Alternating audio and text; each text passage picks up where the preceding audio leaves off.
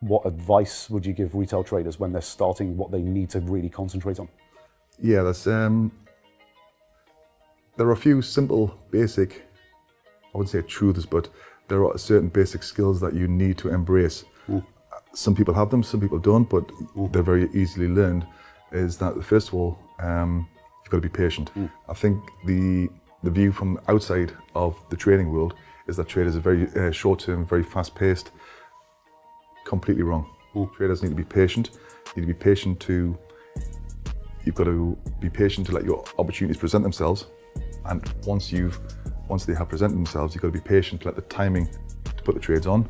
And then once you've taken risk, you've got to be patient to let the trades develop. Just because you've bought something or sold something doesn't mean it's immediately going to work. This is not a short-term way to make money. So you've got to be patient, and you've got to be humble, and you've got to develop your own ideas. Don't rely on anybody else. Your ideas, your thought process, your methodology will educate you along the process, but everybody fine-tunes, and everybody's got a slight different bias of where their strengths are, where their weaknesses are. But the most important thing is that you have to be able to generate your own ideas. Don't rely on anybody else. Don't listen to broker research. Your own ideas. Have your own methodology. And then, once you develop those ideas, you need to be patient to wait for the opportunities to present themselves. Okay.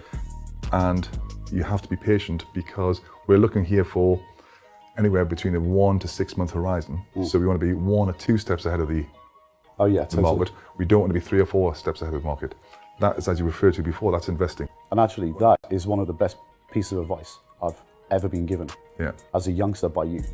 Always be 1 or 2 steps ahead, and not 3 or 4. Because if you're 3 or 4 steps ahead, you end up sitting and waiting forever for trades to actually pan out. And they generally never do. No, because you'd be stopped out. And I guess that's actually going back to that point about being patient. Because I think that needs to be really qualified in trading, because the spectrum, and it's called in the industry the investment spectrum, that 1 to 3 month or even 1 to 6 month time frame where you're running a long short portfolio, that can be defined as trading. And the shorter time frame you go below that 3 months essentially is defined as trading. Anything beyond that slowly becomes investing. Absolutely.